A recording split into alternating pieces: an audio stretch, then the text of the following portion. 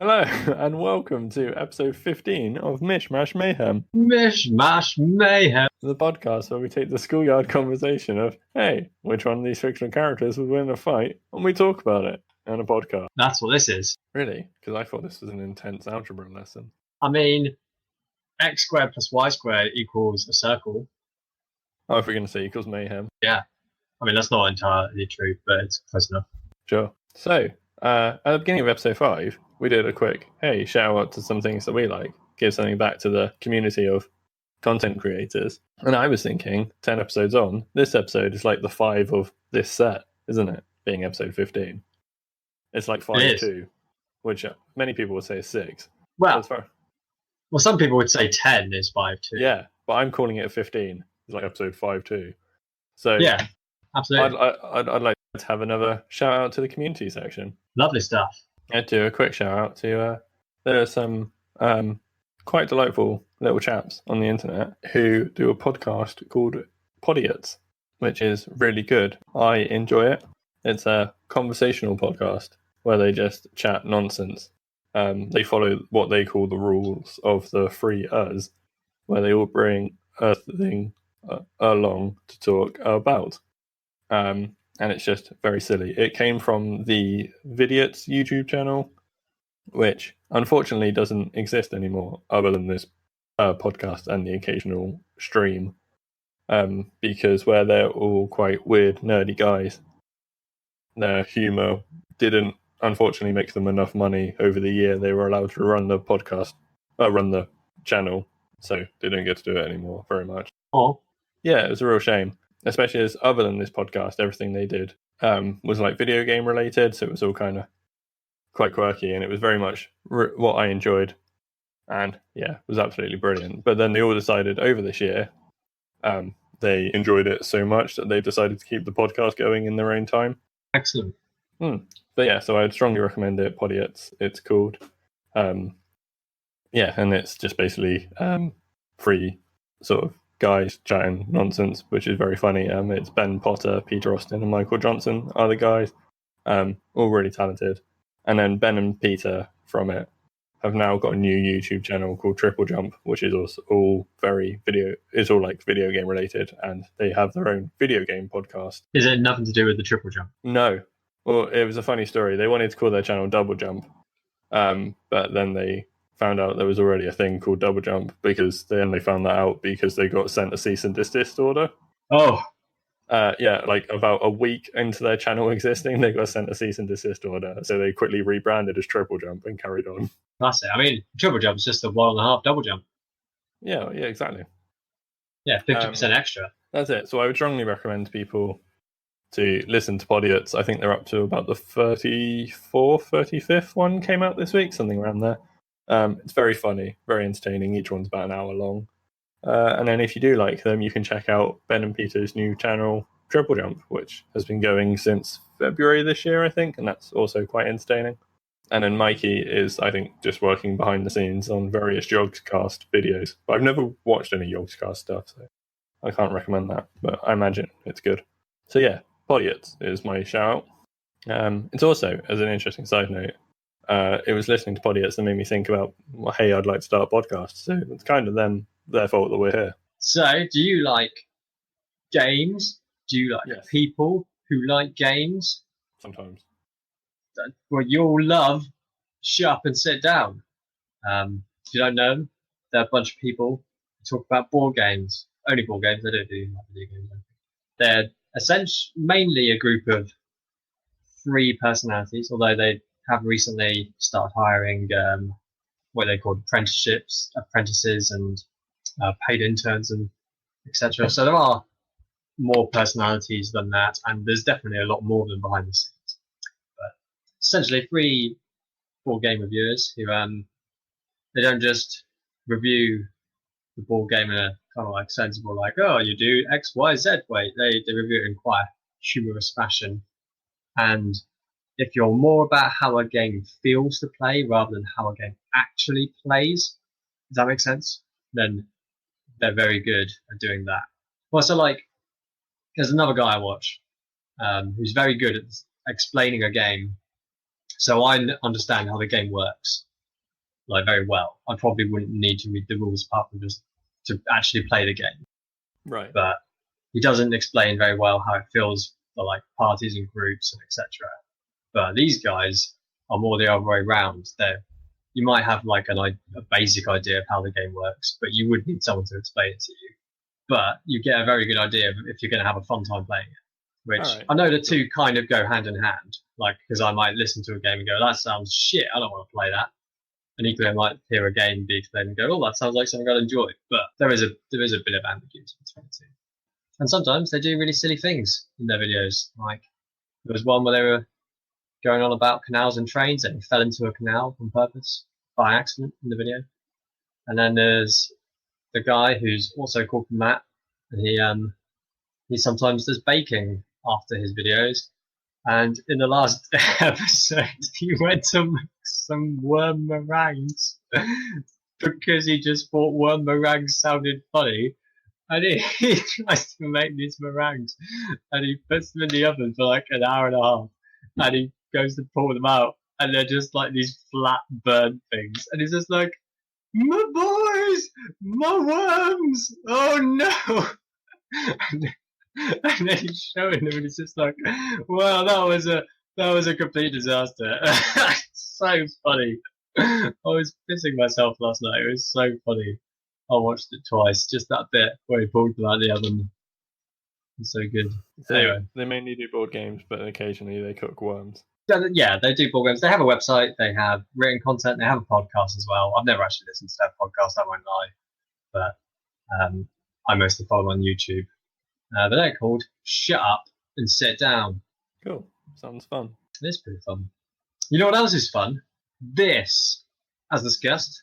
Welcome to the podcast. What's going to happen is we're both going to introduce our characters. First of all, with the reigning champion Wreck-It Ralph, and then the surprise contender coming in.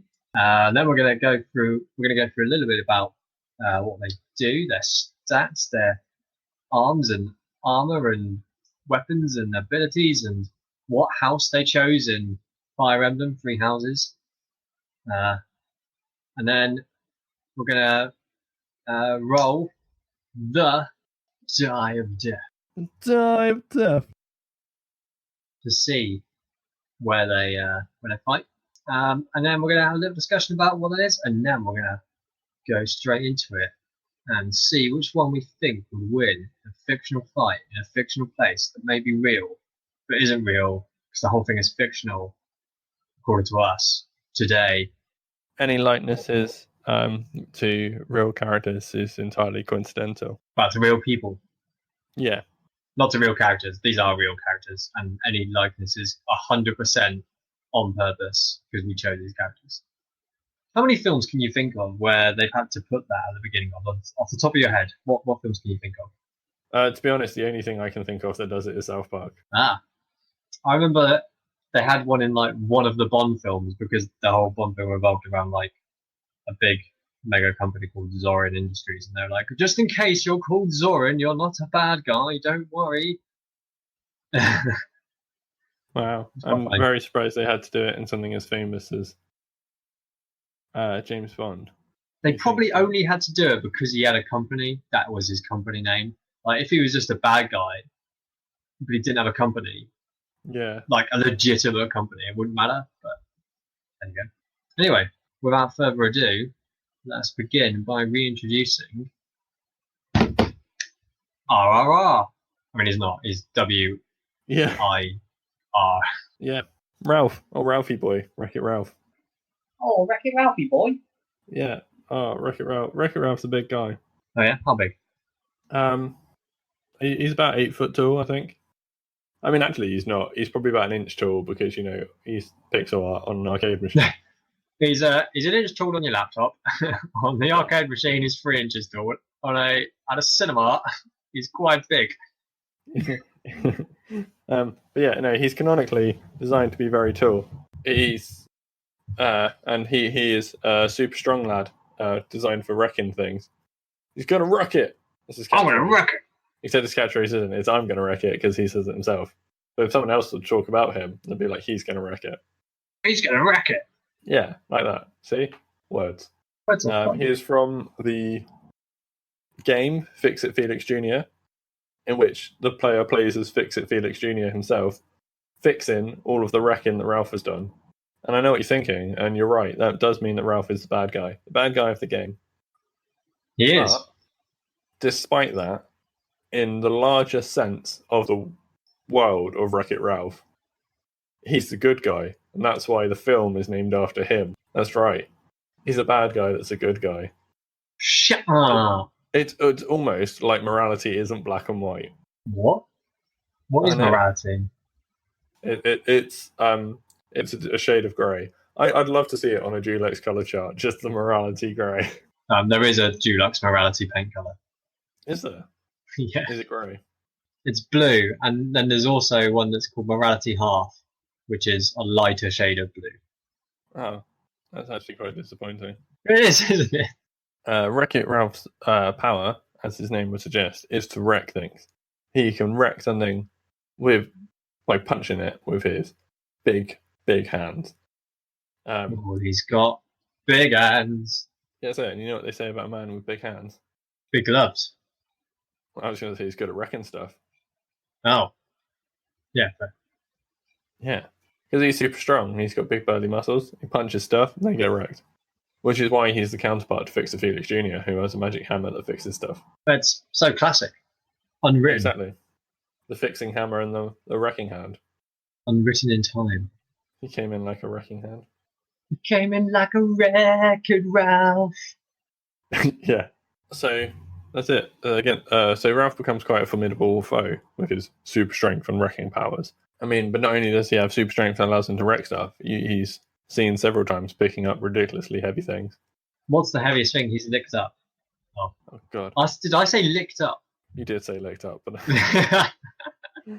what's the heaviest thing you've That's some real strength there. Don't know. I'm not even sure how to Google that. It doesn't matter. I'm just thinking if you could think of the top of your head. I'm sure at some point he's picked up a tree, but I might have made that up. In last week's podcast, he picked up a tree. He did, yeah.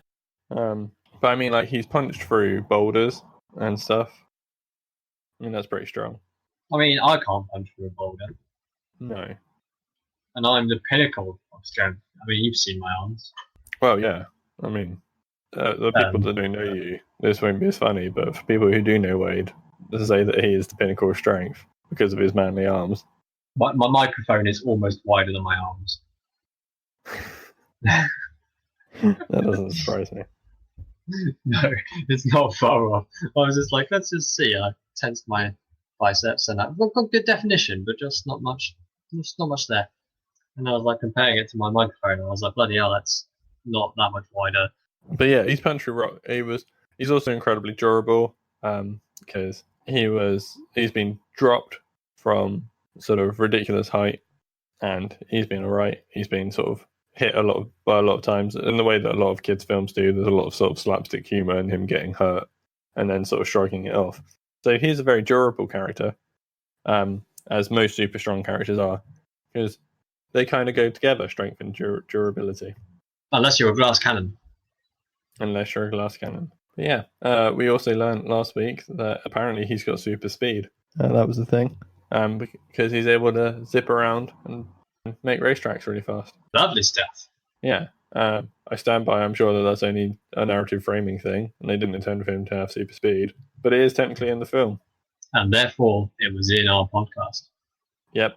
So, Ralph's got super speed. I mean, it's on Disney Wiki as well, so. Oh, well, that must be true then. Exactly. So the other thing about Ralph is that he's got a very unstable emotional state. He sort of, he gets affected by his emotions very strongly, and certainly his negative emotions are very prominent. Like he gets very jealous. That's basically the plot of Wreck-It Ralph 2, and he gets very angry at stuff very easily. And when these sort of negative emotions come out, in the way I guess they do with more people, he tends to get more ragey, and like hit things and stuff, which is I guess very real. But that when he does it with his super strength, he just becomes a very destructive force, even more so than normal. So, fair chance. Yeah, so I mean that's pretty bad. it's kind of a good idea to keep him happy. And he always ends up happy. He, like, you know, his films, again, they're kids' films, they resolve with a nice happy ending. Hooray! That's it. So, yeah, it's almost like they follow the standard, you know, character is content, conflict arises, character deals with conflict, happy ending.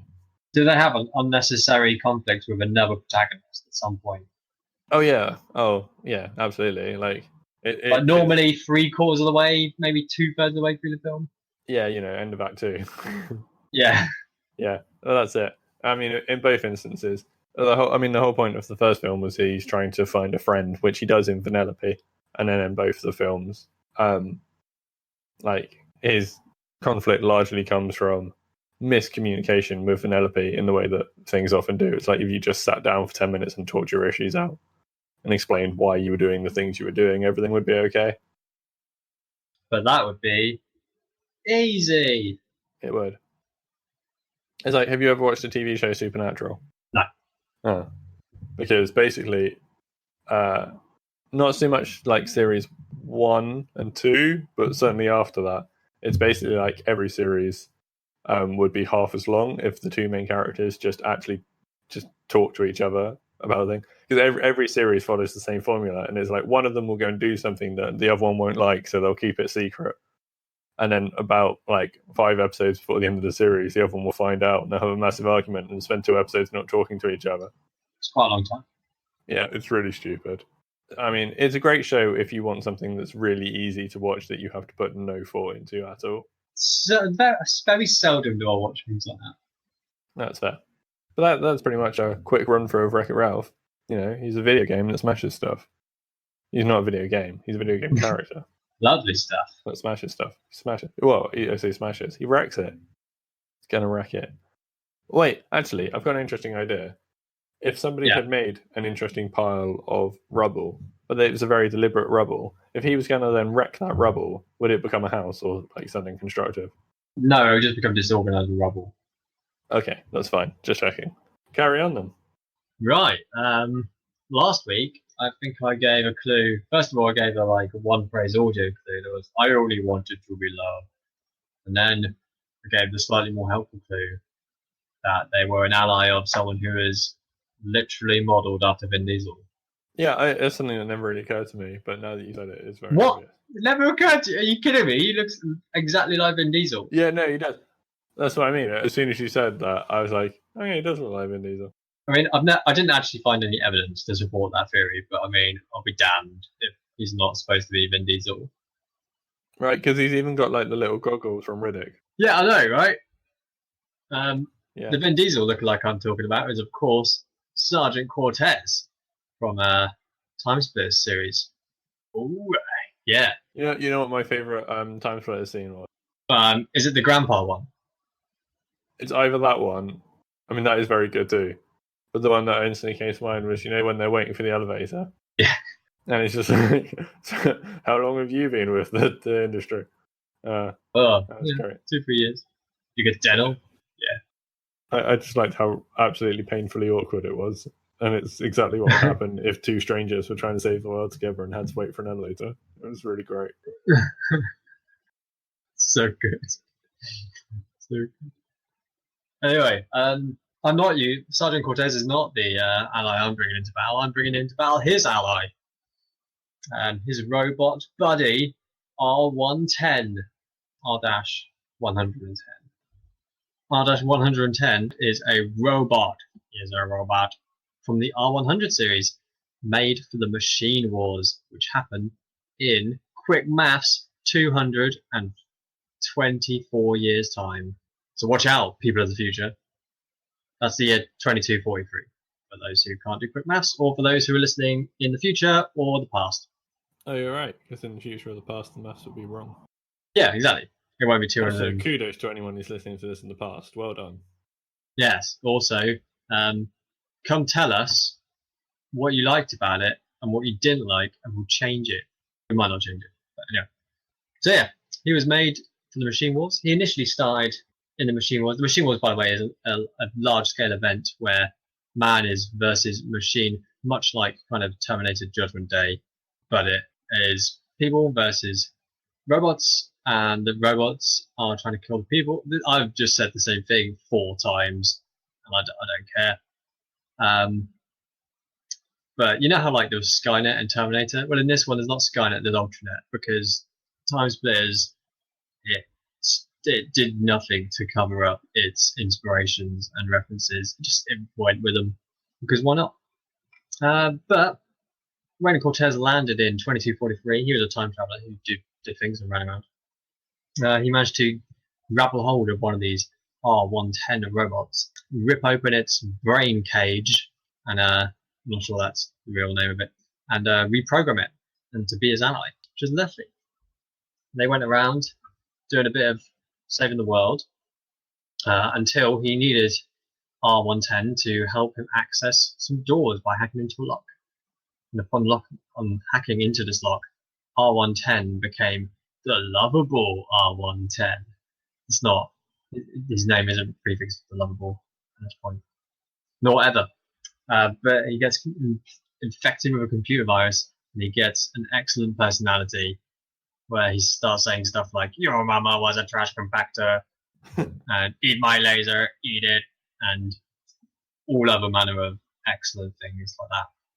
As a robot, he is traditionally armed with small laser pistols. I can't remember the exact name of the gun off the top of my head. It was a laser pistol and a plasma rifle, I think. Yeah.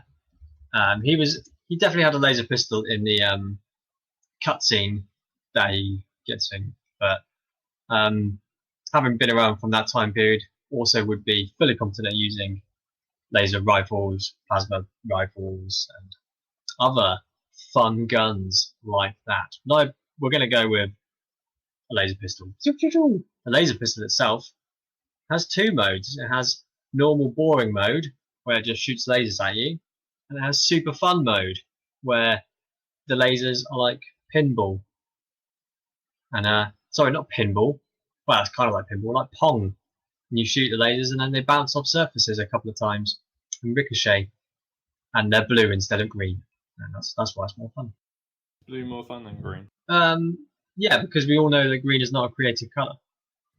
But it does mean go. It does mean go. Yeah, that's why it's not creative. As a robot, he is very resistant to fire. In fact, he's got a rating of 8 out of 8 fireproofness. Because who needs a rating system out of 10? Well, yeah, I mean, if you've only got 8 digits, you don't need to go. Yeah, exactly. Because I've got some other ratings here for him, I'm going to read them off. He's got a speed rating of 5 out of 8, which is, just better than average. A stamina rating of 5 out of 8, which, is just above average. And a shockproof rating of 5 out of 8, which is, just over average. If these things don't mean anything to you, in the fictional world of Time Splitters, speed is literally how fast they can run, stamina is how much health they have, and shockproof is how likely you are to stagger the enemies. It really only applies to AIs, because you can't stagger humans unless you actually punch them in the face or throw water over them or something while you're playing the game. Then they're like, "Oh god," and then you shoot them and like, "Oh." Yeah, but we don't do that, because that would be mean and may compromise the integrity of your video games console or your friend's video games console. Yeah, or just your friendship. Or just a friendship, yeah. Yeah, that's also important. You don't want to ruin the integrity of your friendship. Yeah, exactly. So yeah, he's a metal robot. He goes around with Cortez and survives for quite a long time, hanging around until unfortunately he's blasted in the chest by a giant laser, and his infamous last words, "I only wanted to be loved," followed by Cortez's trademark, "Damn it!" which just makes it all the better. Sadly, there's not an amazing amount of deal I can say about R100, because he is a robot. But there you go. They're bulky and powerful and designed to fight in war. What are your thoughts on the potential Time Splitters 4? Is there a potential Time Splitters 4? Well, THQ Nordic, I don't know if you know much about them as a company. No. Well, their thing is they kind of basically just buy licenses that nobody's using and just sit on them for years without doing anything. But just kind of the fact that they own hundreds and hundreds of licenses that were once famous, I guess is an interesting thing. But they had to release their next financial budget for whatever business reason they do these things. Yeah. And one of the things that they are budgeting for currently is time splitters. That would be really cool. Yeah. So, I mean, although obviously no official thing has been said, the fact that time splitters is on their budget suggests that they are going to be making time splitters. I've just Googled it, and it says, and on Wikipedia it says, on March 2019, the Rewind team, whoever bloody hell they are, probably those people, released a video showing gameplay footage and confirming that the game is in active development. Yeah, but Rewind don't own it anymore. That was the thing. Like THQ Nordic have it now. It's been one of those projects since March. I think so. It's crazy. I'm not sure. I know it's one of those projects that so many, like, since Time Split is free, loads of different companies have been like, oh yeah, we're going to do this, and then for various reasons not. Either it's been bought by someone else or they've gone bankrupt or both. So you know, for like the last 10 years, people have been saying they're going to make Time Split 4. Yeah. But yeah. So I don't know. But the fact that, like I say, this financial budget thing has sort of gone, oh yeah, there's Time Splitters that we're budgeting for, suggests that there's going to be a Time Splitters 4, or a remake of Time Splitters 1, 2, or 3, or some Time Splitters thing. Yeah, I would be excited with that. It would be very fun. Yeah. I mean, obviously it won't probably be for another year or two, but the fact that it is potentially being made is cool. Lovely stuff. Also, right, out of all, like, the sort of, I don't know what, like 200 random crazy Time Splitters characters, what made you go with R110? I didn't want to choose one that was like, because you say there's a lot of characters and there are, a lot of them are kind of just generic enemies. And yeah, it's, you know, I had a choice out of one of the allies really, because I feel I had. I mean, Cortez is really cool, but it was either going to be the Scottish ally, I can't remember his name, which is annoying. You know, ooh, time for fisticuffs. That guy. Yeah. Or R110. Fair enough. R110 was funny. I liked him. He was funny. I always liked as well the cool, like, emo girl from the zombie levels. Oh, Joe Beth. Yeah. I thought the zombie levels were really good. They were pretty good. Like Time Splitters 3, the zombie levels were actually scarier than some genuine horror games. They were really well made. Yeah, and you know what was even more terrifying than them was that, like, challenge mission with all the carrion carcasses where we had as a new event.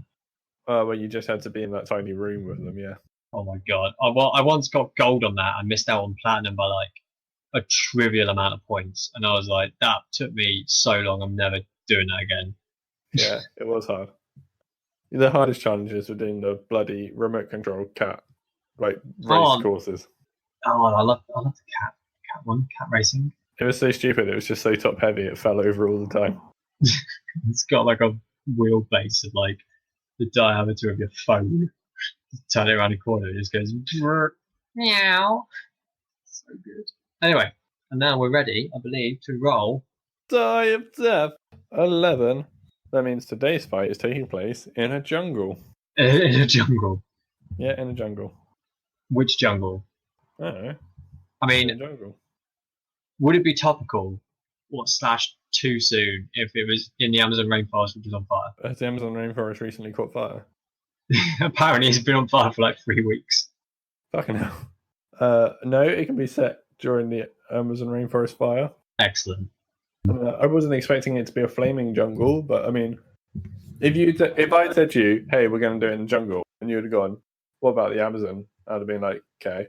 Yeah, no, we'll leave out the flaming part. It's like, it doesn't go with what your first instincts are for the jungle. No, but if you want, we can add to the list in its place a forest fire. Yeah. I mean, potentially, if you want, it could be in the jungle. In the jungle. There's Baloo and Car and Bagheera and Dick Tiger and Shere Khan. That one, and Ricky Tikki Tavi looking on. Props to all you Ricky Tikki Tavis out there. I was a Ricky Tikki. Or in Tarzan's jungle. Oh yeah, with Tarzan and Jane and some colonial Kojak. man, Kojak. Well, like the detective. Kojak was the... No, he was the leader, the head gorilla, the alpha gorilla. Alpha was the word I was looking for. Oh, I was completely thinking of like the antagonists, not the monkeys. Clayton was the guy with the gun. Sure, I'll believe you on that because I didn't really like Tarzan. It's probably because I don't really like monkeys. That's fair. It's got a great soundtrack. It's done by Phil Collins. I mean, Phil Collins is a bit of a lad. I don't know. Or like you say, yeah, just the Amazon. Just pick a jungle. What jungle would you like? I feel like we've now spent more time talking about what jungles there are. Yeah, it sums up. Any jungle will do, to be honest. It's a jungle. It's going to be full of trees, slopes, and vines. How great is sloths? Sloths, yeah, pretty good. And it's going to be very dense undergrowth, very, very hard to walk through. That's it. That is the jungle. There's going to be an awful lot of shrubbage. Yes, yes, there is. The knights who say knee will be very pleased. They would. Until they've changed their mind and no longer want the shrubbery. So all of this aside, Ralph's hanging out in the jungle. Ralph wants the jungle. I miss Brendan Fraser. I think it's a shame that he's not in things anymore, that Hollywood doesn't like him. Brendan Fraser, yeah, from The Mummy. What a lad. Old George of the Jungle, you know the thing you were just on. Oh my god, did you know? So this is quite funny. Completely unrelated, but it is related to Brendan Fraser. At work, we have a bunch of researchers, right, who write reports, and they sometimes they're just like, I don't know why they do this, but they're just like muck around while they write reports. And one of the guys, he put a picture of Brendan Fraser in behind one of the maps, Right. and in the caption, he then put, "Please see attached a picture of Brendan Fraser," and then he didn't take it out, and it got QA, and he sent it to a client. Please see attached a picture of Brendan Fraser, but it didn't have the picture, it just had the caption.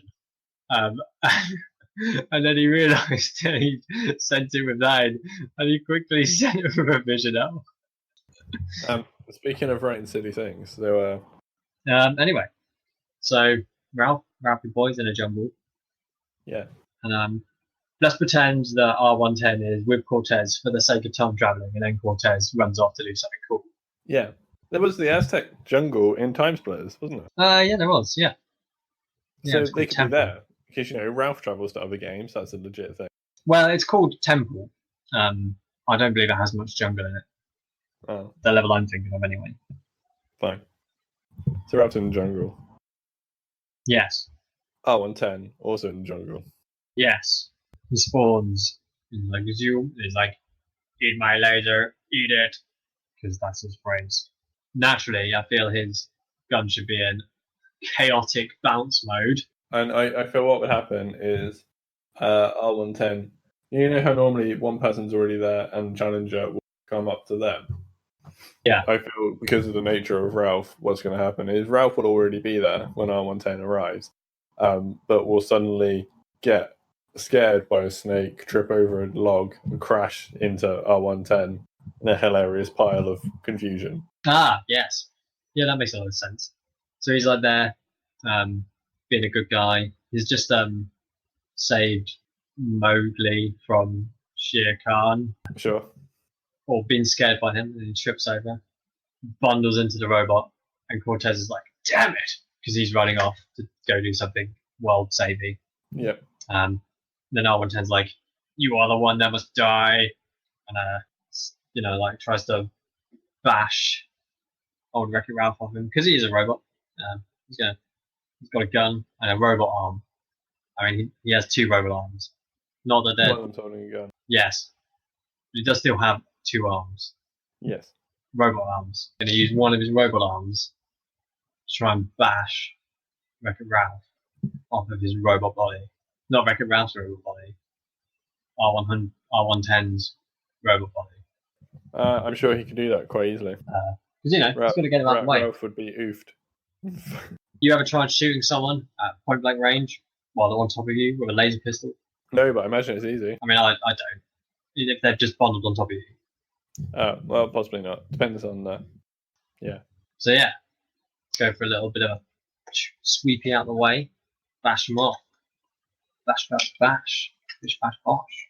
Bosh, bash, bish. Yeah, so Ralph gets boshed. rolls off him into some sort of bush, shrubbage. There's a lot of it around there. Well, exactly. Then he'd probably get up. Now, this is the thing. R110's got a gun, so if R110's going to start shooting at him, then that's going to mean trouble for him, because Ralph doesn't have anything he can do other than punch people. It may cause an issue, but I believe it is the only logical thing to do. Yeah, absolutely. So you say R110's going to start using, like, bouncy lasers? Yeah, just in case he misses, because let's be honest, if he's a war-experienced robot, so he's probably used to people who are going to be somewhat evasive, taking cover, stuff, so just like, if I happen to miss, it'll probably bounce off. It's going to be a bit more issue in a jungle, because it wouldn't, like, if you shot it into a bush, right, it's going to go through most of the, I believe it only, like, bounces off hard surfaces, but if it hit a tree trunk, it would bounce off of that. If you shot it into the bush, would it not bounce off the floor? Oh, I'm talking, like, through a bush, not down into a bush, you know what I mean? Yeah, okay. But it might bounce off a tree behind. Yeah. You're familiar with angles of incidence and angles of reflection, right? It goes at opposite angles, doesn't it? It comes out of the same angle. But on the other side. It doesn't, like, come back the way it went. Well, I mean, it does. So, like, if you had this at a wall and you fired it directly at the wall, it would bounce straight back at you. Yeah. If you fired it off the wall at a glance, it would come off at the same glance. And so going the other way, like, I mean, it wouldn't come straight back at me if I fired. Oh yeah. So if you're firing at a tree, and a tree is round to a good approximation, but with lots of nuances in it, it's never going to come straight back. It's going to bounce off in some chaotic direction. You never yes, because really of know physics. exactly where it's going to go. Yeah, exactly. So if you're in a corridor, for example, you could say, so all these bullets that miss and hit the corridor, they're going to bounce back down the corridor and possibly hit. But in a jungle, so many of them are just going to scatter in crazy random directions. And very few of them are going to be of much concern, which is a shame. But it will look pretty. Yeah, that's true. So I feel like he's going to start shooting at Ralph's bush. Yeah. Phrasing. Oh, phrases. But he's going to start shooting at the bush that Ralph is in. Yep. Ralph's probably going to, like, roll out of the way. Oh, I reckon roll it. Yeah, roll it, Ralph. Roll it, Ralph. And Laser's going to start bouncing around off the floor or off the nearby trees. Yeah. And before he knows it, there's going to be lasers everywhere. There are going to be lasers everywhere. In front of him, behind him, beside of him, and above him, and coming at him, coming around him. I reckon Ralph's in some undergrowth, so probably not many lasers are going to hit him because, R110 is a trained fighting, I say trained, like designed fighting robot. But there's a difference between being a designed fighting robot and being someone who can see exactly where someone is in a bush. Being Ray Mears, right? He's not Ray Mears. He's R110. So he's going to just keep scatter firing into this bush. Probably mostly firing at the center, but being like a kind of Judgment Day-esque robot, doing some sweeping cover.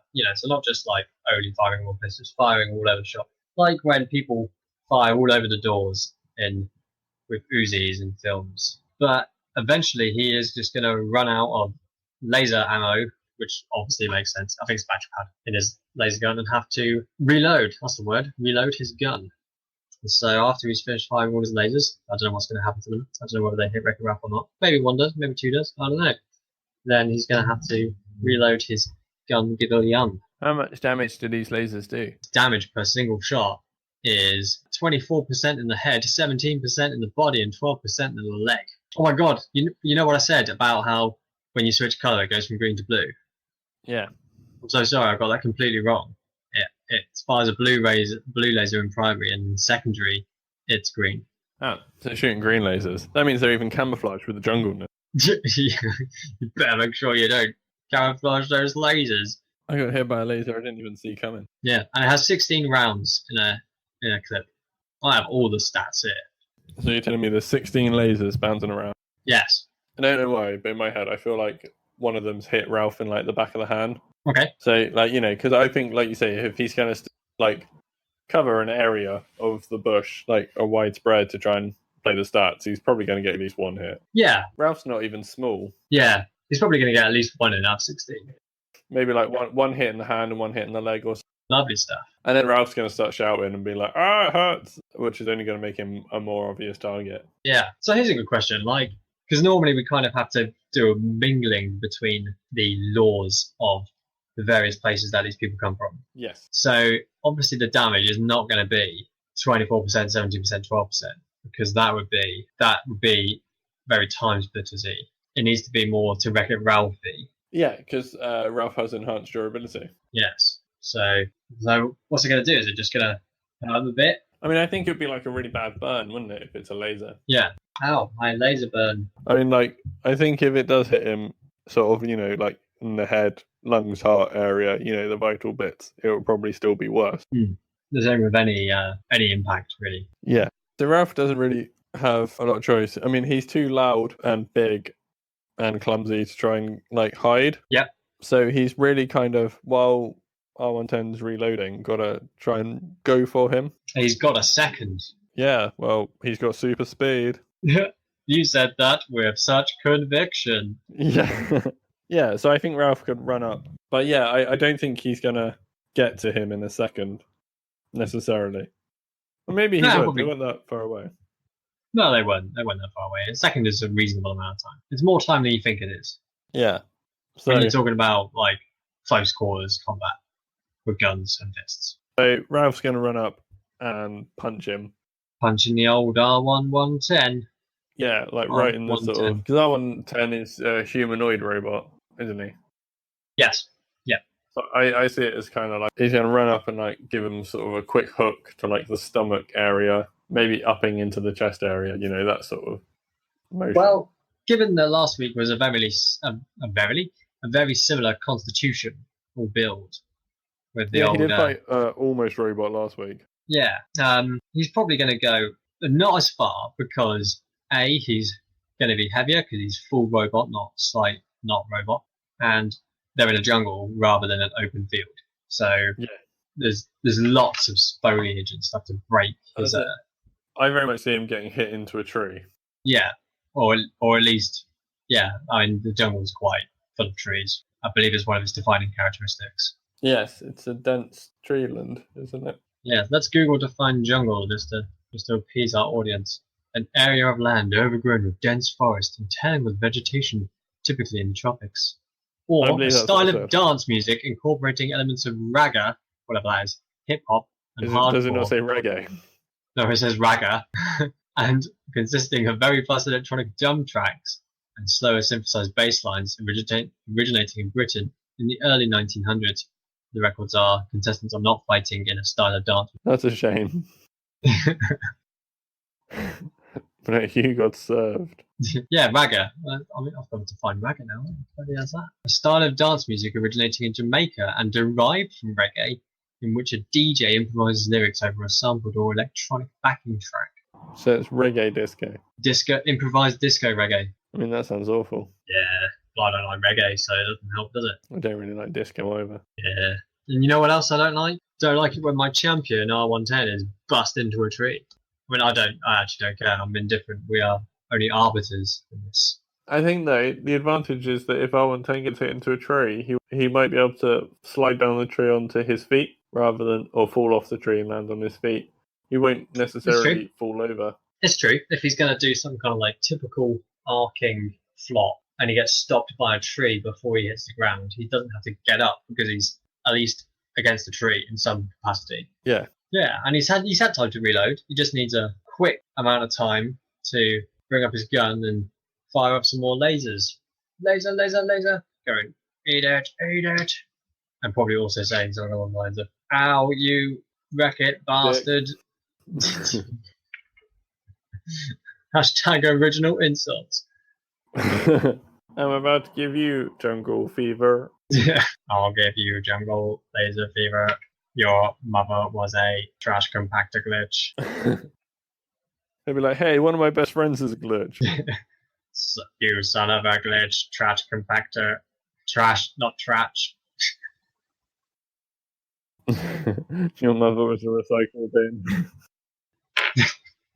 Your mother was the recycle bin on your uncle's shitty desktop, which was never recycled and full of terrible CVs and job rejection letters. But yeah, it's gonna buy some lasers. He's going to shoot lasers at Ralph. There's not Yes, much yes. of a distance between them. I don't know, let's say 4 meters. Okay, 4 meters isn't much. I literally rolled a dice. Yeah, I heard. But I mean, I think Ralph's going to get shot with lasers because he's a big guy. There's too much foliage in his way for him to have like be able to do good dodging. Because like if he were to dodge some and jump into another bush or whatever, he'd be prone in a bush, and then R110 would just shoot him in a bush. Yeah. So I think Ralph's going to get shot with some lasers. All right. I mean, R110's not going to be 100% accurate. So if he's got a full clip of 12, he's not going to be able to unload them all before Wreck-It Ralph gets to do something. So let's pretend 5 or so here before any kind of reaction or ability is allowed. Well, I say allowed before it happens. So the Ralph gets hurt with laser. He's getting angry because he's getting quite badly lasered. Get lit, son. That's it. Sorry. Get lit. I assume R110 is still up against said tree. Yeah. So I reckon Ralph is just going to like hoof him through a tree. I mean, R110 doesn't have a reason to move. Well, that's it. Because he's in a jungle. So I'm pretty sure like Ralph's just going to power him through the tree. All right. So like run at him and Hulk smash into the tree. How big is this? How thick is this tree? I mean, jungle trees are big, aren't they?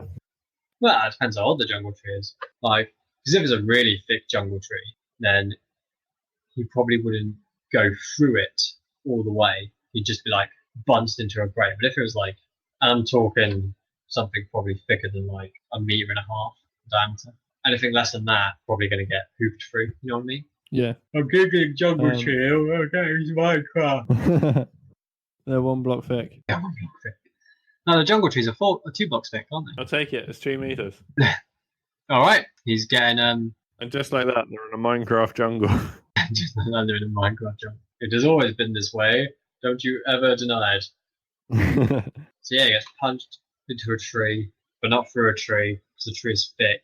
It's probably going to do some substantial dentage. There's nowhere to go. Yeah. I don't know where all the useful gubbins in R110 are, but he definitely has lots of stuff in his brain head, which is not where he got slam diddled. Didn't get slam diddled in the brain head, but he's not going to move very far. He's going to try and quickly, as quick as a robot can. If he was like, firing forward and then gets punched his arms for that, he's going to try and quickly turn his arm to shoot in front of him because it's all he can do. Wait one sec. So if R110 has been punched partway through a tree, yes. At what point do you need to make a big hole in a tree for the tree itself to fall down? Depends on lots of things. Do you think the tree might fall down? Probably not after the first one, but maybe after the second. Okay. And to be honest, it could be in a jungle because it's incredibly dense. It might not even fall down properly because there are so many other trees. It would probably just like start leaning and then just be held up. Okay. Like that's fair. I don't think it's going to fall down onto our combatants either way because there's just so much other foliage up in the sky. It's going to give it support. Would be my guess as a jungle demolitions expert. Yeah, no, that's reasonable. Hashtag I'm not jungle. Hashtag it totally is. Don't tell them. Hashtag secret jungle knowledge. He's going to try and bring his hand round and shoot off a couple of tip-tap lasers. I reckon from his very poor vantage point of inside a tree. It's not the best place to be, is it? Let's be honest. No. I think he's going to fire off a few shots.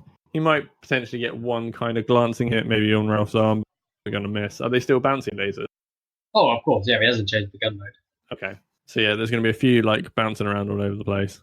And I think what Ralph would do is he'd sort of using like the gap where R110 has gone through a bit of the tree. He's going to just lift the tree and then bring it down. Right, I see what you mean. Yeah. Yeah, so he's going to try and crush, pick up the tree up from above R110 and then bring it down on R110's head. I mean, that's going to be quite awkward, but I like the idea. So yeah, he can rip up.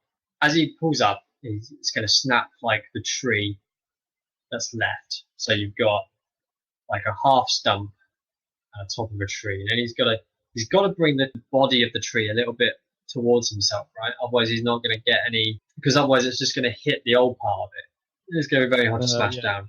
You know what I mean? And then he's going to, he's probably not going to get, I mean, don't get me wrong, I know he's strong. Jungle trees are big. This is a big jungle tree. So I don't know how much higher he's going to lift it. I'm not saying he can't lift it.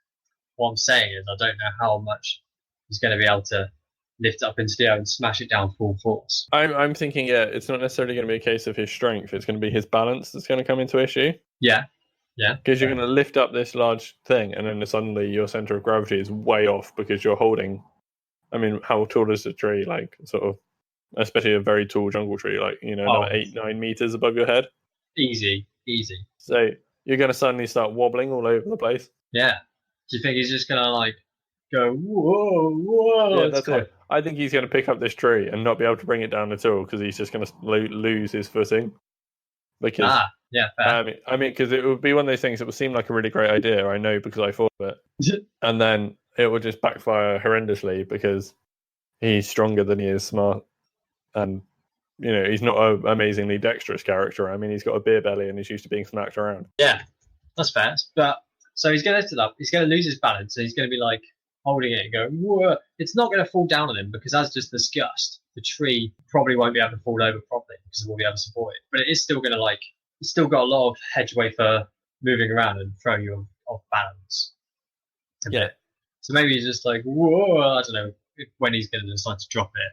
But in this time, R110 has like a bit of time to kind of get up, possibly go behind then this stump and reload, and then start shooting over or around the stump at the wobbly man. Absolutely. The wobbly man. And I think what will happen is Ralph will get shot, which will hurt a lot because I think it'll be like, maybe shot in the ribs or something, like a proper body shot from not very much range. He'll then drop said tree, could potentially onto R110. But R110's gone behind the stump. Well, yeah, but okay, well, he'll drop the tree in that direction, so like over the stump. It wouldn't, but it would like come down on the other side as well, wouldn't it? It wouldn't just be held up by the stump because the tree is longer than it is wide. Yeah, so is he gonna drop it on his foot though as well? No, because if you drop something like in front of you, so to speak, I feel like the end he's holding up would be on top of the stump. Yeah. And then the rest of the tree would be down the other side and on the floor. Alright, so he gets shot, he's like, and he like instinctively drops the tree and it crashes down. And now because it's a bit shorter, there's a bit more room for it to move and it kind of starts leaning. Although it probably will hit other trees before it gets low enough to hit R110. I don't think it would hit either of them, to be honest. No. Yeah, the chances of it going directly in either of those directions, given all the tree foliage, is quite slim. It's probably just going to kind of teeter and roll around a bit and crash over to the left or to the right. And you're going to see loads of like jungle birds, like parrots and shit, fly away and like and all the noise. Some monkey's going to throw some like nuts at you and some palm fruit. So yeah, this tree's going to like thunder onto the floor and start kind of teetering over and rolling through, and you're just hearing this leaves and sticks and crap as it rolls across. And obviously, at one point, it's going to be in between R110 and Wreck-It Ralph. And as it rolls out the way, that's going to open up another volley fire. No fire of volleys. Well, I was going to say, then this is probably about the point a laser would bounce back and hit Ralph in the back or something. Because none of the bouncy lasers have come back yet. That's true. They've just been bouncing around for a while. So another laser comes in, it hits Ralph in the side, in the back, and somewhere. Love it. And it's just like, ah! To which point he's just going to start running at R110, proper windmilling like an angry child, just sort of smashing his way through everything that's between them. Which is a stunt. Yeah. So he runs out, he's taking another couple more shots. If he's windmilling with his hands, I mean, to be fair, like we've seen what he does in the show. He's going to like carve through the remaining stump.